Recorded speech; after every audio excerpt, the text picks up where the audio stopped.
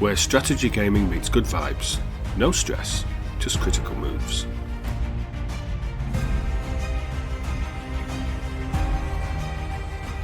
Welcome back to Critical Moves.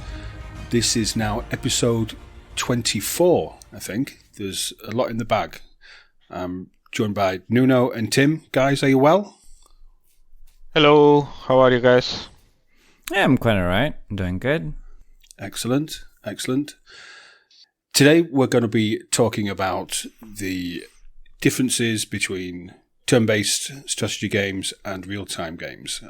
Why some people prefer turn-based over RTS and vice versa. Tim is a staunch RTS player, multiplayer genius. And, hey! Let's not go too far, okay?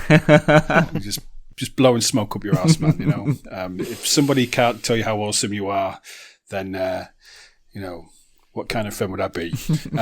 Tim, RTS is your favourite? It's one of my favorites for sure. I do between the two types. So real time, yeah, absolutely. I think that there's a personality attached to each probably, and I like the spontaneity of real time, like in the moment decision where you don't have a lot of time to think about it and you have to make an on the spot choice, and that's something that I appreciate, the fast pace of it. Yeah. So do you think it's a harder game style to master? No, because you have to be on the spot. No, I think it comes down to your personality. For example, let's say turn-based, it's a different kind of skill set, and it's more calculative. You have to think like many steps ahead, and you have to, next turn here, and then in 5 turns it will be like that. And it's a different kind of thinking that you're doing. But I wouldn't say one is better or more this or more that. It's just a different thing. And for me, the real time, I don't have to calculate much. I make a different kind of calculation, and it's more spontaneous, and that's what I appreciate. That's what I enjoy. Okay, I mean, we've not come on here today to say that we are one or the other. I think that we all like both kinds of games. Absolutely. Nuno, what's your thoughts?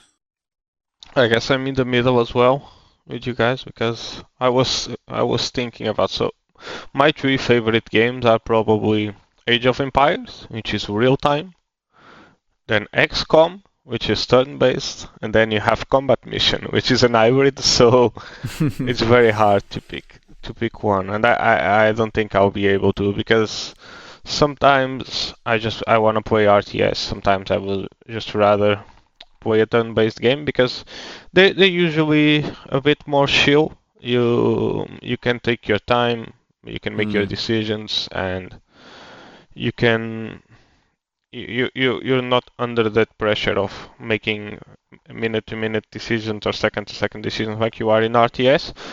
But on other times, I also like the frenetic experience of playing a fast-paced RTS, because that's exactly what I'm looking for.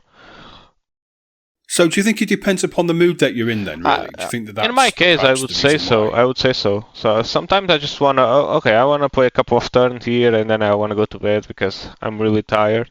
But if I'm on the mood to, today I have some time and I wanna have fun with an RTS game, I will do it. So yeah, for me it's more of a mood thing, to be fair. When you play so many strategy games like we do, sometimes I don't even notice the differences. It's weird, because it's just like I enjoy them both so much that I really can't choose between them. What about you, Al? I'm going to be straight down the middle as well. And this is a very short episode, isn't it? Because we're all saying, yeah, they're both great. Again, I think it really just depends upon the mood that I'm in. I would say that I do err on the side of RTS in terms of the Red Alert game was one of my first loves. I moved on to Total Annihilation, onto Supreme Commander.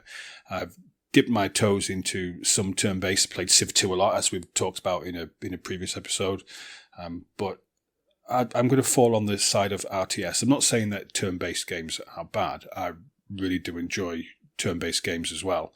But I'm an RTS player through and through. Me, having talked to other people who do have a specific preference to turn-based games, I've often found them to be perfectionists. Because when it comes to real time, you have to make not the absolute best decision, but the best decision you can come up with within the limited time frame that you have.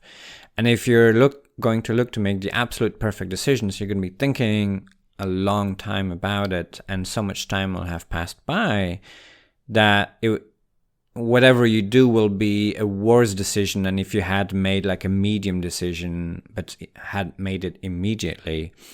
And that's where the calculation is different with the real time.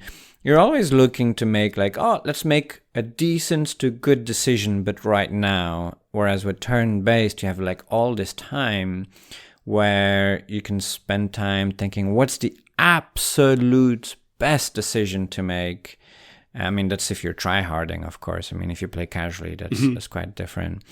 But you have like all this time to calculate, okay, so if I go here, that's like 7 over there. But if I do that, that's like 12 minus 3. So it's kind of like a different type of calculation that you're making in your head about the strategy specifically. I suppose it's a bit like chess, isn't it? And we know that chess is one of the oldest strategy games. Very obviously turn-based, and I guess that there's parallels you can draw between turn-based games and those original ancient board games as well. Well, actually, it's really interesting that you bring it up, because there's variation of chess called speed chess, and there you have a very limited timer, and it completely changes the game. And big chess players, you find as well that they do have a preference for one or the other. And then with speed chess, it's also a different kind of thinking, because you don't have so much time to think ahead, and you have to make like quick decisions one after the other. So I think that the duality there exists in chess as well, and I find that really interesting. And some people do fall on that spectrum of preferring one over the other, or sometimes being in the middle. You were talking about, I'm sure in a previous episode, you were talking about a game of Civilization. I can't remember which one it was, where you had limited turn times, which almost made it RTS-like in its presentation. Yeah, you can set it in the settings if you play even single player. In Civ 6, you can set the timer, and I think the other Civs as well. You can set a timer to how long do you have for your turn, and this is especially relevant in multiplayer. You can play Civilization 6 in multiplayer and have like a 30-second timer, so you only have 30 seconds to put your turn, to make your turn, and then you can't think of like, oh, my district, I'm gonna put it here next to the forest, because like you just like, oh, I'm gonna put a district, and bam. So you can't be optimal. You can't optimize your You can't be perfect, exactly. And then yeah, the thinking is like not what is the perfect solution, is like what is good enough. Do you think that when it comes to the multiplayer side of things, you get more people who want to play RTS multiplayer than you get people wanting to play turn-based? So I would say the turn-based tends to be longer, and there's more downtime as well. Although modern turn-based games have done a pretty good job of like overlapping the turns. So you play the simultaneous turns, and older games hadn't figured that out yet, and that made it really dull to play turn-based because you had to wait so long. But with modern turn-based, it's already a lot better. But even then, these games tend to last a lot longer. See, one of my first multiplayer experiences was playing Worms, Hot Seat. Yeah. So one player took their turn, they got out the seat, the next person took their turn. And I suppose those days have gone now with the onset of fast internet. I mean, I'm sure we can all, maybe Tim not so much, but we can all remember dial-up. And hey, I remember how that. It was. I remember you that. You don't remember dial-up. Yeah, You're only a child, man. You're just a child. What are you, like 13 or something like that? I'm pretty sure. I'm pretty sure Tim is older than me, by the way. No, he's not. Yeah, no, he he's is. not. You're ancient new now. How old are you, Tim? He is. And by the time this episode comes out, I'll be 35. See, he's older than me. Yeah. Well, he doesn't look older than you. You look ancient. See? Told you. Tim's like the Peter Pan of critical moves. No, I do look young. I've heard that a lot.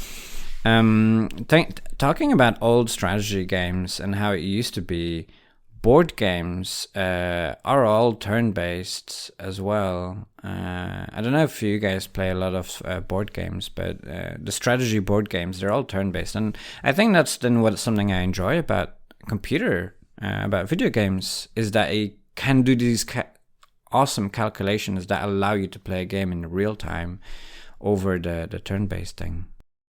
You know that for quite a while I thought like that as well, because I've never been that much of a board game player. Mainly because in Portugal usually we don't play a lot of board games as a whole. And I grew up playing RTSs, so my logic was exactly that. I usually, when I was younger, I used to think that turn-based were very stupid, and I remember being super disappointed when I wanted to play the first XCOM, and I was on my head. I never heard about it, right? So I was a kid. I was like, oh, I hope this is another strategy game. And for me, strategy games were only RTSs because that's what I grew up with, and I remember being super disappointed when XCOM wasn't one of those. So yeah, I guess you can change with time, and you start to enjoy other genres or subgenres. You mean as you get older, your brain stops working as well, and you need to go turn-based because you can't cope with RTS. You know what's surprising? I this weekend I've been playing. This is going out, I think, in a couple of weeks, so I think there's no problem talking about that. I've been playing Burden of Command and Grit and Valor. So Burden of Command turn-based, Grit and Valor RTS. And it is actually the opposite. Whenever my brain is too tired for Burden of Command because it's a more demanding game, I went back and play Grit and Valor because despite being an RTS, it's way simpler to play.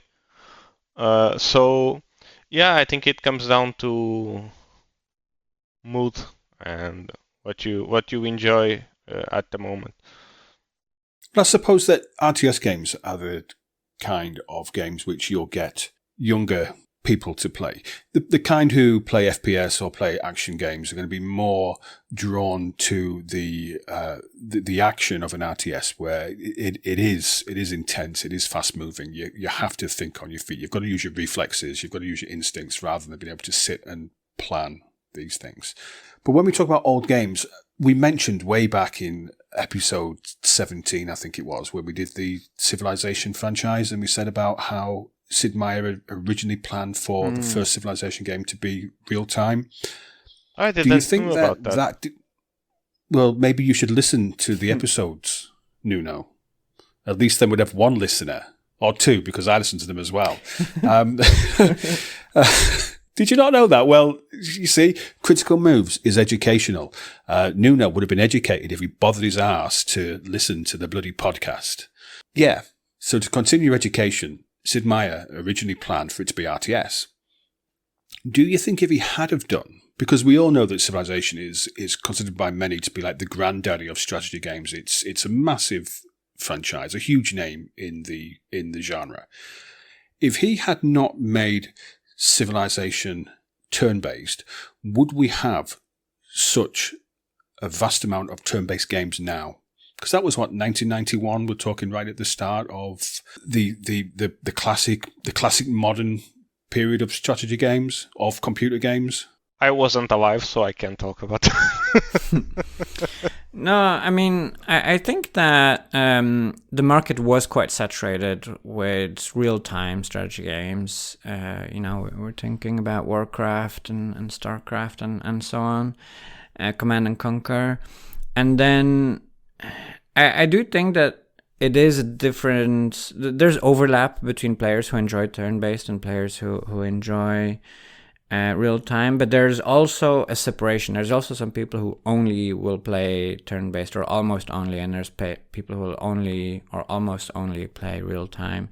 So I think the Civilization had its market's corner that it was able to attract people playing that, people that wanted to, like sit down, be chill, play with one hand, not with both hands, make something pretty, like get their civilization, make something that looks pretty, have trade, have diplomacy, and that's something completely different than what the other games were offering. So maybe there would have been someone else doing it, I don't know, but it definitely had its corner of the market, that it was able to attract players that otherwise would not have ever been interested in strategy, I think. I think it's quite fascinating when you look at the history of game design and game development, because Civilization was 1991, I believe. Dune 2, which is considered by many to be the first of the modern RTS games, was 1992. And of course, that was from Westwood, who then went on to do Command & Conquer and Red Alert, and that spawned this entire industry almost of RTS games. It'd be quite interesting if Sid Meier had been the first, or considered to be the first RTS game with Civilization, and how that would have impacted the development of these two particular branches. May not have had any difference at all, but I just think it's an interesting thing to think about, how if he hadn't have gone turn-based, would we have seen Westwood do what they did? Would somebody else have picked up the mantle of turn-based? And if you look at still RTS games released today, they still share a lot with Dune 2, that really old game. Oh, yeah. I'm wondering if maybe RTS games would have had a little bit more of other factors that are missing nowadays, like things like diplomacy. Like diplomacy is almost completely non-existing in almost every single RTS game ever made. It's very rare that diplomacy is a thing in an RTS. It is limited, isn't it? Yeah. It is limited. I mean, I think in multiplayer, you may decide that you're gonna ally with a friend against a mutual enemy, but you don't have the. And I'm not saying that Civilization has a really complex diplomatic mode, but it's dynamic. And it's nowhere near. But RTS, you don't really get that many in the way of empire builders, do you? RTS games. But then you've also got to consider, I suppose, in your grand strategy type of games, you get RTS versions of that. You get turn-based versions of that. 4X as well. I mean, Stellaris is an RTS. Essentially, it is a real-time game, real-time with pause. Do you guys also think that turn-based might have been a technical choice because making all those calculations on the go at the time might have been difficult if you want to do a game as complex as Civilization? So it might have been a matter of hardware instead of design decision. And that's why I think that games like Total War that stick to turn-based, I'm a bit disappointed with that, because I feel like it stems from this tradition that maybe at the time it made sense, but I just wish that they would move on and make a real-time version, even if it's slow and has like a turn-based feel because of how slow it goes. I still think it would be a better game if it was not so blocky. The turn-based makes it everything is put into one block, one unit. Okay, how far can a unit move? Well, one block, and then you see next turn where it can move, and I would like to smoothen that out with the real time. I don't think that Creative Assembly have the stones to turn Total War into a real-time game. I think that they would ostracize their legion of fans if they went real-time. Probably. Because everyone's used to playing Total War in a certain way. And the change, I think they would be there'd be hell on. But that doesn't mean that there's no other companies who could produce something similar. We look at the Civ clones. Mm-hmm. These games have essentially been copied. Somebody could make a Total War game and make it real time. I'm sure they could. So developers do it because Tim wants to play that. I do actually. Like legitimately, if you make that game, buy your game and buy you coffee too. If anybody knows of any games like that which are in development, then please get in touch. Please drop us a message on our Discord or wherever, because we'll be interested to look at that. Are there any games that have a RTS campaign and then a tactical level that's RTS as well? I'm thinking about it. I don't think so. So like an RTS world map, and then Yeah. But basically, like Total War, it's always RTS. Oh yeah. No, there is. There's a game. You're gonna love this one.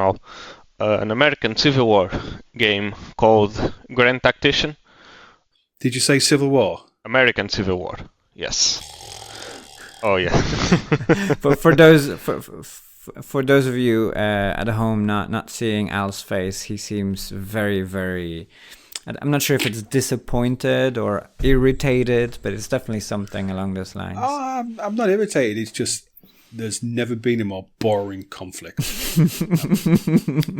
But wasn't Empire at War, the Star Wars? Oh, was yeah. that not a similar sort of thing? Yeah, that was because there was RTS. Was there it? was the whole space thing was RTS, It and then was. you would do your ground battles. See, now that's something that we can get on Yeah. board with. It's Star Wars. Yeah.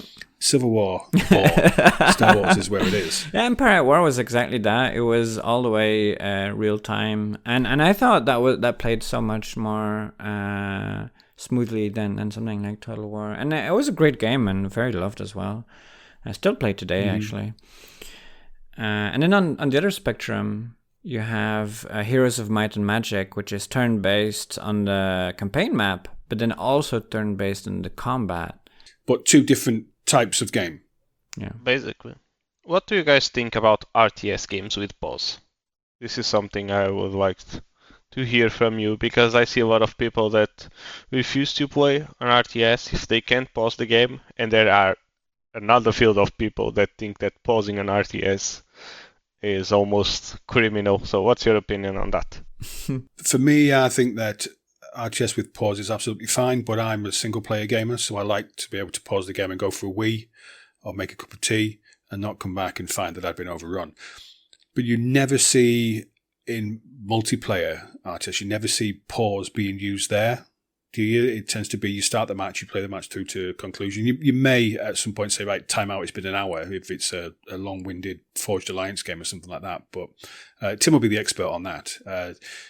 If you're playing your Beyond All Reason game, do you ever pause in a multiplayer match? So a common player count for Beyond All Reason is 16 players. That means that it is regularly. It's quite common actually to have someone be like, "Damn it, there's someone at the door," or something has come up and I just need like 1 minute. Yeah, no, it is a thing to pause a match. Matches are also between 20 and 30 minutes. That's like an average game time. Now, one important thing that Beyond All Reason we've implemented is an option in the lobby to either enable or disable commands during pause. And this was especially important for tournaments. So during one tournament, something happens to one of the players and they had to pause for like 5 minutes, and then their opposing player, this was like right in the middle of the match, their opposing player was able to like put like 100 different commands and plan everything, like the next 5 minutes out with like tons of commands. And this way, it felt the other person, they came back and like, okay, let's unpause, we can play. The match continued, but they were at a severe disadvantage. And so this option to not allow commands during pause was implemented so that during tournaments, if something came up, it would be kind of fair to all players. That sounds quite reasonable, to prevent, because I can't imagine that people, I mean, maybe when you've got 16 people playing a game, you may have, as you say, someone's at the door or someone needs a wee or a cup of tea. But if matches are only 25 to 30 minutes long, just tie a knot in it. Why do you need to have a wee before you start the match? Yeah. It's good courtesy, but you never know if something happens, like... or someone's connection falls out and they're trying to rejoin the game or something like that, or someone's computer crashes, they have to restart the computer. It does happen like from time to time. And then it's quite important to be able to pause in that multiplayer context. So we've talked in the past about how AAA studios have abandoned RTS, and we are relying on our indie developer friends to keep real-time strategy games going. But is the same true of turn-based games? I mean, Civilization, the most recent one, Civ 7, is of course a AAA title from a AAA studio. Do you think that we're going to see a steady decline in turn-based games as well? I don't think so.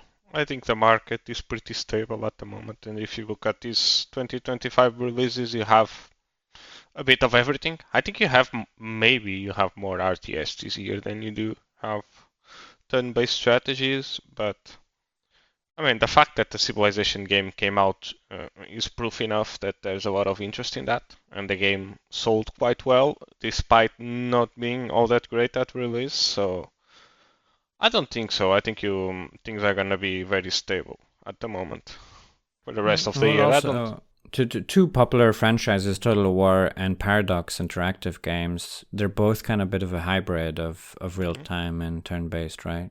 Yeah. Probably you're gonna see Europa Universalis 5 this year as well. Yeah. And maybe a new Total War. What would you categorize that as? Turn-based or real-time? And in a way, it's kind of both, and maybe that's part of its strength, is that it can appeal to both players. Like some people, I think, play like a turn-based game where they unpause until something happens, then they pause, and then they're thinking like, what am I gonna do here? And then other players just have it on like speed 3 all the time and just like dynamically, constantly do things. I think that grand strategy games, at least for me, I play them. I'm always constantly pausing them to make the decisions because it's not that it's stressful or anything. It's just I really don't want to lose that aspect of decision making, and don't want to lose timing because I left the game on 4x speed, and now a lot of things are going past me, and I think I'm losing a part of the experience. It's more about that. But I think that grand strategy games are almost a subgenre in and of themselves instead of being like turn-based or RTS. But one of the reasons I think turn-based works so well at the grand scale is that it's a lot more easier to make decisions. Like it's a lot easier to plan strategy when you're post, and then it's a lot easier for you to run the game when all the calculations are being made at once instead of all happening at the same time if it was an RTS, because these games can be quite taxing on our computers. So I think that's the main reason why turn-based grand strategy games exist, basically. I suppose it's less resource intensive, isn't it, to have a turn-based game? Yeah, you can just run the calculations and people won't be upset, right? Because if you have an RTS game that's constantly stuttering because the computer is trying to calculate something, it's going to be a bad experience. But whenever you're playing a turn-based, you already know that you're going to be waiting for the computer to end, so you're really not that upset about that. Yeah, it's all about how many turns per second you have, right? Like if you have a real-time strategy game, in a way it is turn-based, but just every turn is like 1/100th of a second, right? So that's like, how often does the computer have to calculate it? Is it like once every 5 seconds, or is it 100 times per second? Yeah, I think at least in the beginning it came down to that, but Paradox did a great job with the Crusader Kings, Europa Universalis, and Hearts of Iron. Yeah. Because you could say that those are they're not RTS in the traditional sense, but they're strategy games that do happen in real time with a pause option. It's in the gray zone, right? It's really in between. I just want to bring the discussion to games that are true hybrids, and I'm thinking about a war game called Combat Mission here, which you can play as a turn-based game or as a real-time game, and you have the option to decide how you want to play that scenario. And there's really no wrong way to play the game. I think the best way to play that, because it's supposed to be a realistic game, should be real-time, because you can make decisions in real time when you're on the battlefield, and you can react to what's happening. But a lot of the community says that the game should be played turn-based. So again, you always have these polar opposite views of the same thing. There's another really interesting hybrid like that. Terra Invicta has the space game that is like very real time, but then when you're on Earth and you're making decisions about where your counselors go to take missions, they take missions every 2 weeks. And so the 2 weeks is basically one turn. So at the beginning of it, you said, oh, you go over there, you go over there, you do this. And then you press play. And then they will do their missions over the course of the next 2 weeks. And you have to wait those 2 weeks until you give them new missions. So it is like absolutely a turn-based game, even though you're playing the game day by day. And then and space, it's like a real time. So that's also very interesting. Dynamic of the real time versus turn-based. I think there's no wrong way to go about it, right? If you're a game designer, the best you can do is adapt your mechanics to whatever resources you have available and what kind of experience you're trying to design for the player. Because some people really love turn-based games, others just really love RTS. Some people only enjoy grand strategy game. So it usually comes down to just personal preferences and what you're trying to design for people. And if your mechanics fit the theme of the game, and if they're not ham-fisted in, I think every approach is valuable. And I could see a game like Civilization being real-time and probably work as well. And I could see something like Crusader Kings being turn-based and work as well. And if you go down to the tactical level at RTS, I think most RTSs would probably be good turn-based games as well. I think it just comes down to what kind of experience do you want to offer people. When I first played Crusader Kings, I expected it to be turn-based. Oh yeah. Because the setting, the scale, I just expected this to be a turn-based game. Yeah. So I was a bit surprised, and I think because I was expecting it to be turn-based and I wanted it to be turn-based, and it was almost like I didn't enjoy it as much as maybe I should have done, because I wanted a particular experience. You know, it's I don't know. It's preferences, isn't it?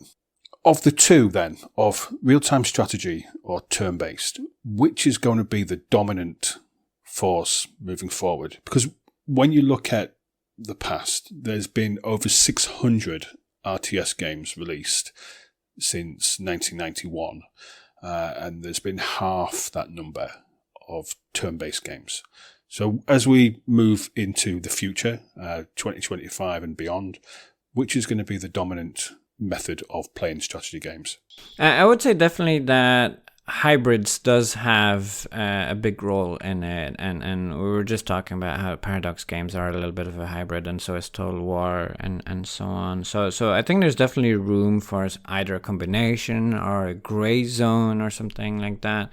But all in all, I do think that real time is a smoother experience, a more advanced gameplay mechanic. And I think that some people that have concerns with real time, like, oh, I want a chill experience, and I want to think about it, things before making a decision, which is an absolutely valid preference, that can still be fit into a real-time game if the real-time game is well designed for that. So I think like long-term real-time is just like a better game design.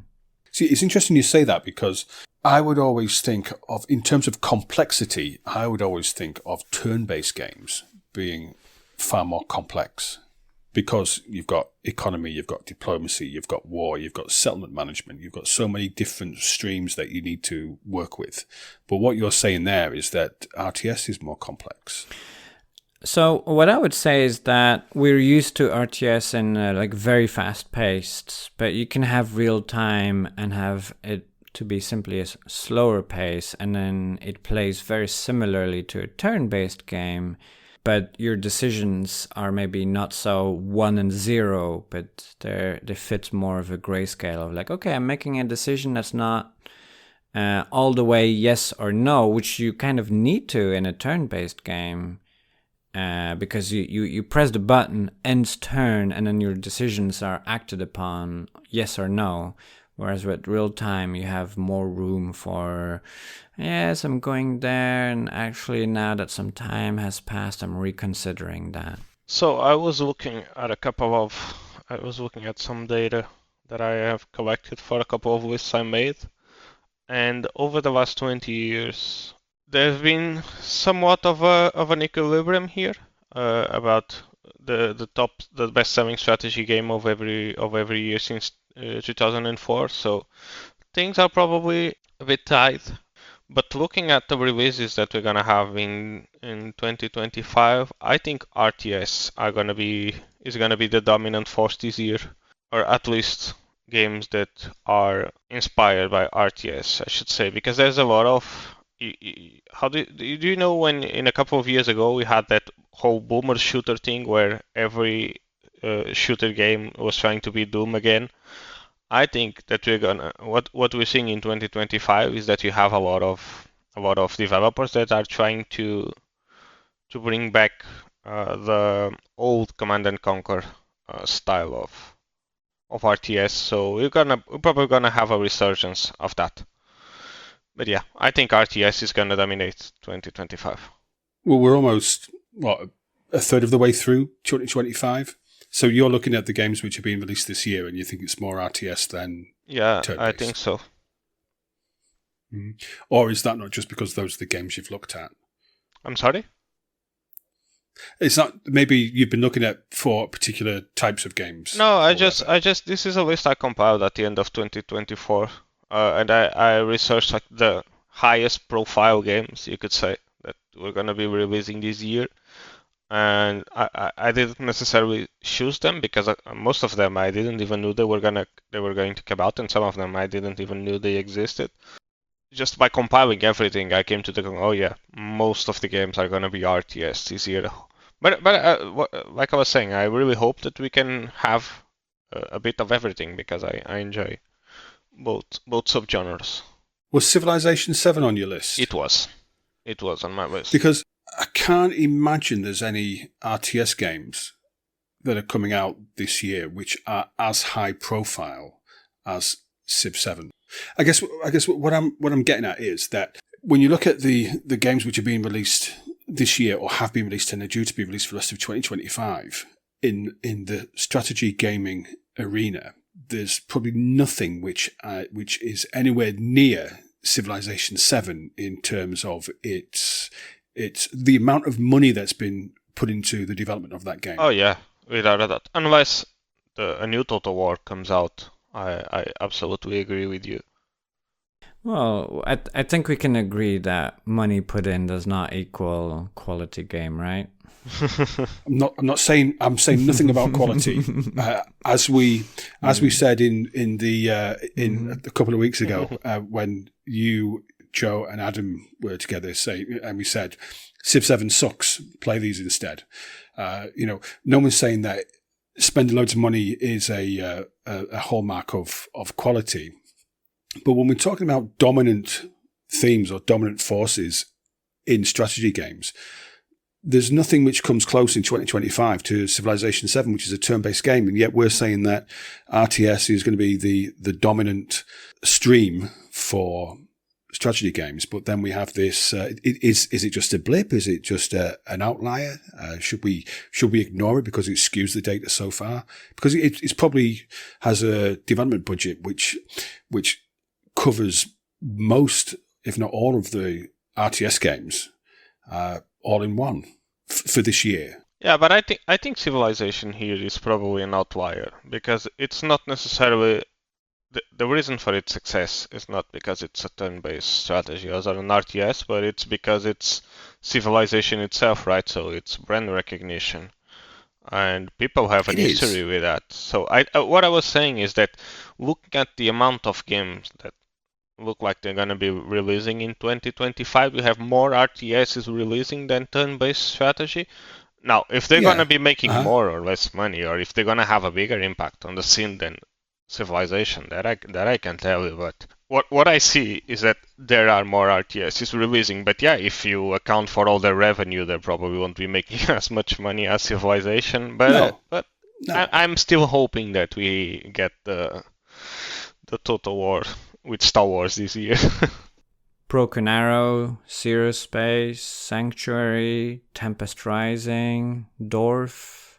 Those are all RTS games. Oh yeah, and I imagine that the revenue that they make, as much as Civilization has been a critical, I'm not going to say failure, but the reviews are mixed. It's not done particularly well. I'm sure it's made some money. I bet it's made more money than those other games you've just mentioned there, all bundled into one, will make. Not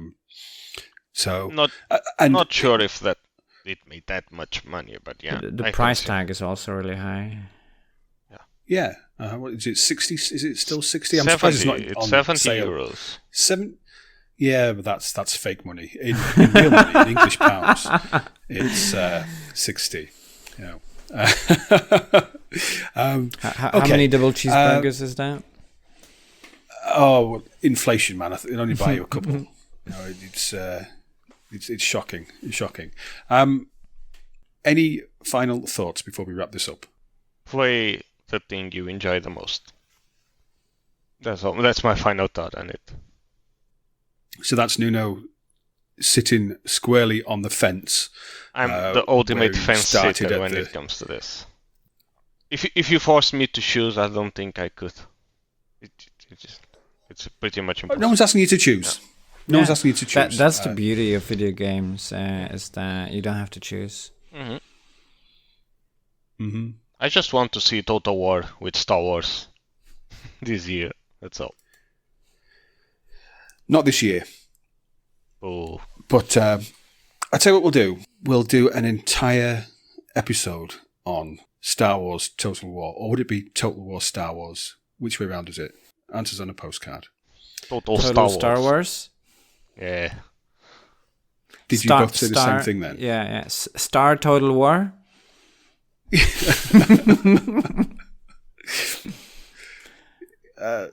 Total Star Wars. Total War Stars. Star Wars Total. Okay. So with deep confusion, we'll say goodnight there. Check out criticalmovespodcast.com. That's where you'll find all the best ways to get in touch. You can also visit our new Critical Moves forum.com. Oh wow! If you fancy, if you are a old person like me and you prefer the forums. An old fart. Hold on, you're 35, so how's about you get back in your box? criticalmovesforum.com. Give it a visit. Sign up. Or for anyone under the age of 60, we have our Discord as well. Yeah. On that bombshell, fuck off.